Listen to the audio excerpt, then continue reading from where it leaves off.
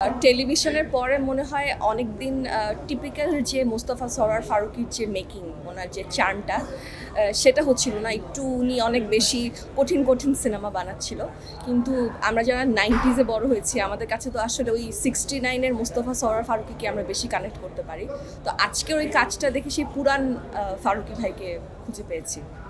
সমাজের কতটুকু উপযোগী সেটা তো আসলে আমি বলতে পারবো না, কিন্তু এখানে যা দেখলাম এতক্ষণ, এই সবগুলো মনে হচ্ছে আমরা এর আগেও দেখেছি। এখন আবার সেটাকে ক্যামেরার মাধ্যমে আমাদের সামনে দেখানো হচ্ছে, কারণ এই গল্পটা খুবই আমাদের, স্পেশালি আমরা বাংলাদেশের মানুষ, আমাদের জন্য খুবই পরিচিত গল্প। ঠিক কয়েক মাস আগ পর্যন্ত আমরা এগুলো এমনিতেই দেখতাম, হয়তো সংবাদপত্রে দেখতাম বা টিভির সংবাদে দেখতাম, বাট এটাকে আসলে এখন একটা সিনেমার মাধ্যমে দেখানো হলো। এটা খুবই, স্পেশালি বাংলাদেশি মানুষ, আমাদের জন্য এটা খুবই পরিচিত গল্প। দেখেন, আসলে সংবাদ এবং মিডিয়ার স্বাধীনতা খুবই জরুরি।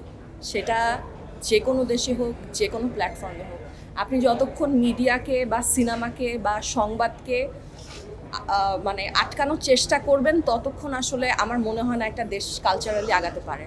সো এখন যেহেতু এটা শুরু হয়েছে, আই হোপ যে এটার কখনো বন্ধ হবে না, কারণ আমাদের দেশে তো আবার অনেক কিছু চেঞ্জ হয়ে যায় সময়ের সাথে সাথে। তো আশা করবো এটা চেঞ্জ হবে না, এটা কন্টিনিউ হবে। এই সংবাদপত্রের স্বাধীনতা কিংবা আমাদের যে ফিল্ম মেকিংয়ের যে স্বাধীনতা, এটা খুবই গুরুত্বপূর্ণ একটা জিনিস। একটা দেশকে কালচারালি যখন ইন্টারন্যাশনালি আপনি রিপ্রেজেন্ট করবেন, তখন এই জিনিসগুলো খুব গুরুত্ব পায়। সো আমার কাছে মনে হয় it's very important and I am very glad যেটা শুরু হলো। হ্যাঁ, 25-এ হয়তো একটু কাজ করতে বেশি দেখবেন, কারণ আমি যেই কারণটাতে আসলে এতদিন কাজ করতে পারছিলাম না সেটা শেষ। তো এখন আমি আবার কাজে ফিরতে চাই।